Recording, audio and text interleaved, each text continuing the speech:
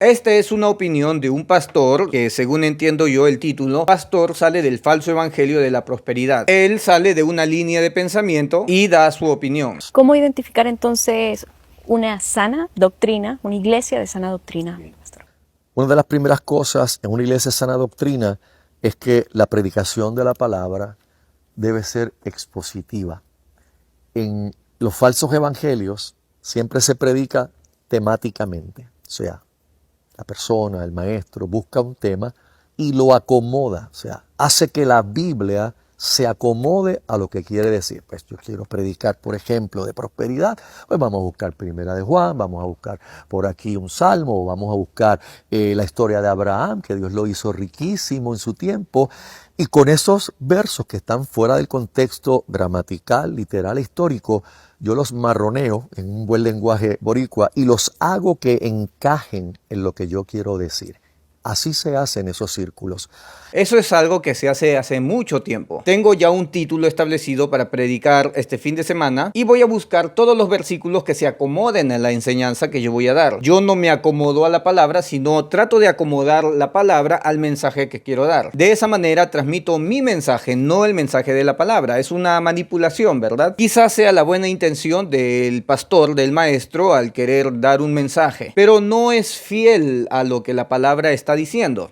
En los círculos bíblicos, las iglesias bíblicas, tomamos la palabra de Dios y la predicamos expositivamente. O sea, tomamos un libro de la Biblia y lo vamos a predicar de principio a fin, pasaje por pasaje, respetando el contexto literario, el contexto lingüístico, el contexto gramatical e histórico, preguntándonos qué le quiso decir Dios a la primera audiencia y luego viendo qué nos quiere decir a nosotros hoy día. Esa es una de las primeras señales para identificar, ¿están predicando la Biblia en este lugar?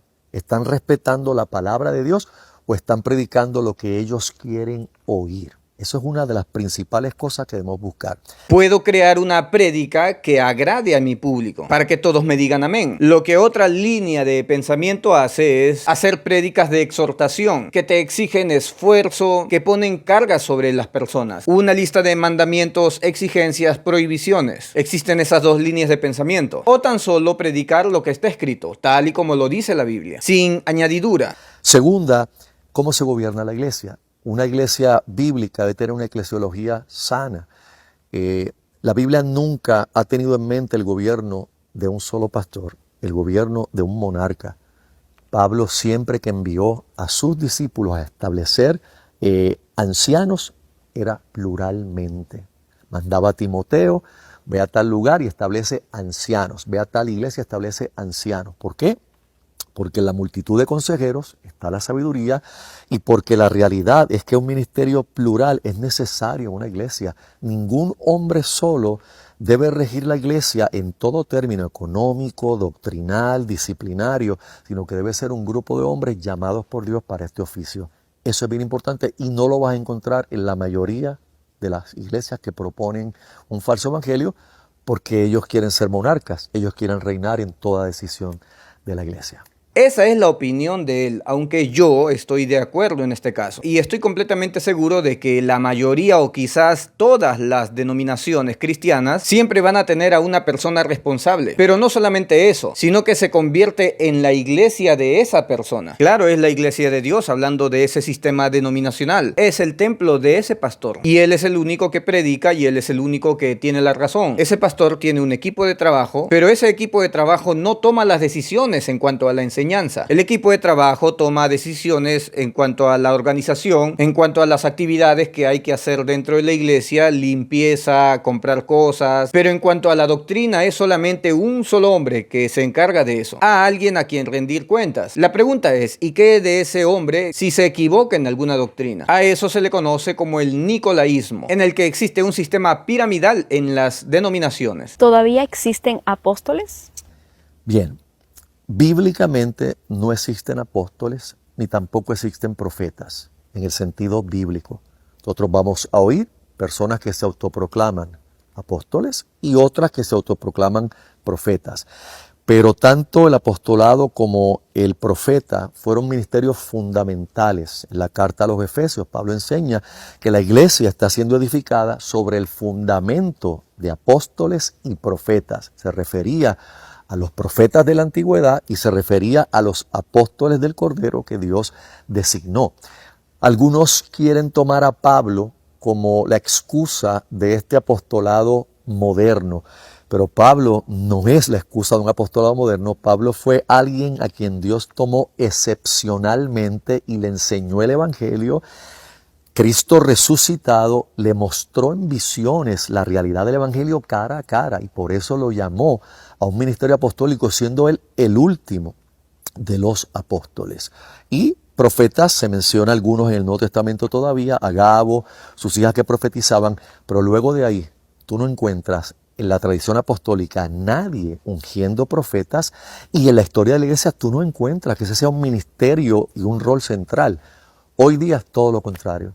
Hoy día la iglesia se ha denominado una iglesia apostólica, no en el sentido bíblico, sino en que todavía ungen profetas y apóstoles y que dirigen la iglesia. Y tal es la confusión que ahora indican que los apóstoles están sobre los pastores. Es como una jerarquía, entonces los apóstoles son más importantes.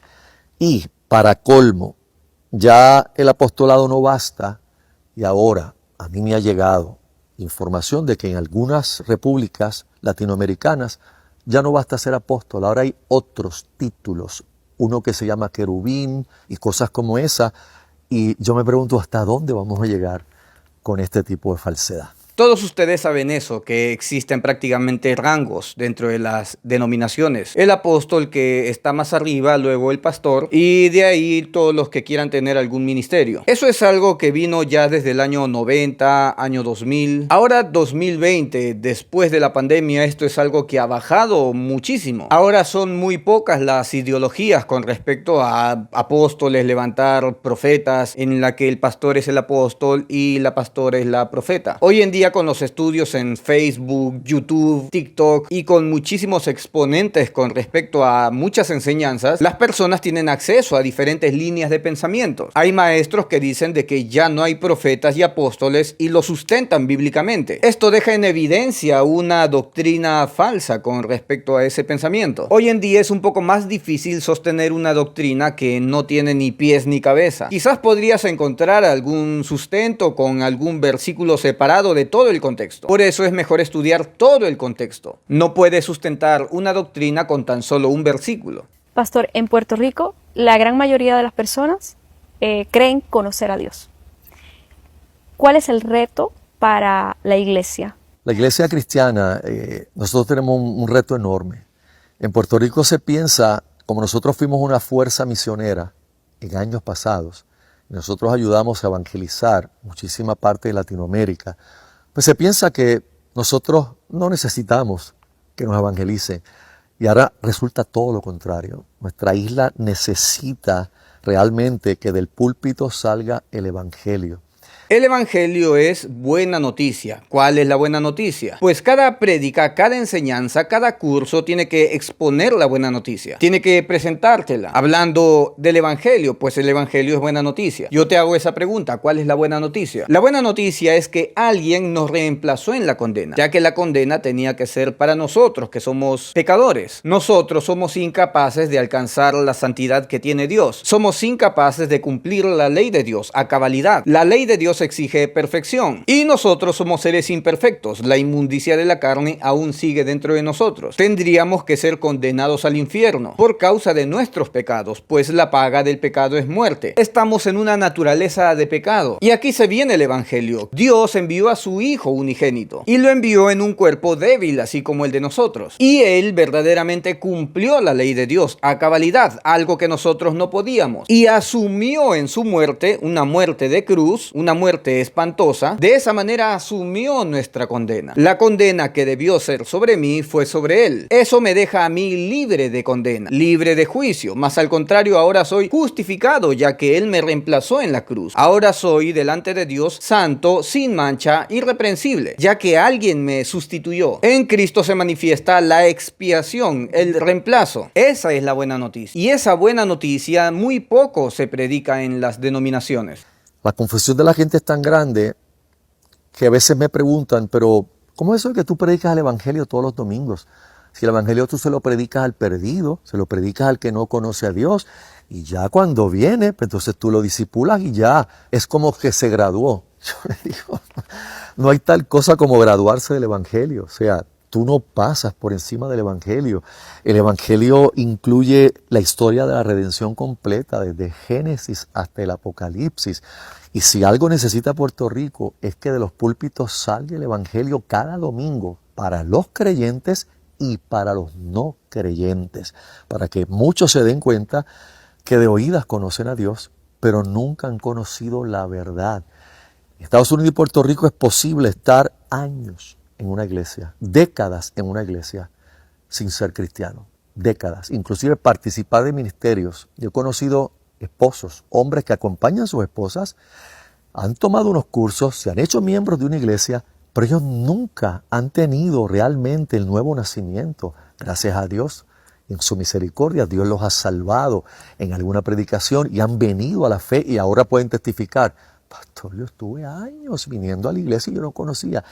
Y ese es el estado de mucha gente en el evangelicalismo actual. Ese es el problema de no predicar el evangelio o no tenerla clara, ya que no entienden cuál es la buena noticia, sino que siguen una religión de prohibiciones y estatutos y altos estándares. Y la religión te engaña pensando de que tú sí puedes cumplir los altos estándares de Dios. Dios te va a amar si es que tú cumples sus altos estándares. Esa es una mentira, ya que no hay nadie que haya hecho lo bueno, no hay ni siquiera uno. Ningún ser humano está capacitado de llegar a la santidad que Dios se merece. Por eso muchas denominaciones engañan a los congregantes, los convencen de que sí pueden alcanzar la santidad que Dios exige, pero la santidad que Dios exige es demasiado alta, que escapa de las manos de cualquier mortal. Nosotros no podemos salvarnos a nosotros mismos, necesitamos un Salvador, y esa es la buena noticia, ese es el evangelio que se tiene que seguir predicando. Cristo nos sustituyó. La mayoría de denominaciones intenta participar de la iglesia, quieren formar parte de la iglesia, pero no pueden, porque para ser iglesia, para ser parte del cuerpo de Cristo, tienen que creer en el evangelio, y el evangelio no te pide algo a cambio, no te pide nada a cambio. El evangelio es por la fe, es una gracia de Dios inmerecida, no por méritos, pero las denominaciones sí te piden méritos para tu salvación. Por eso analiza si verdaderamente estás en una denominación cristiana correcta. Que Dios te bendiga.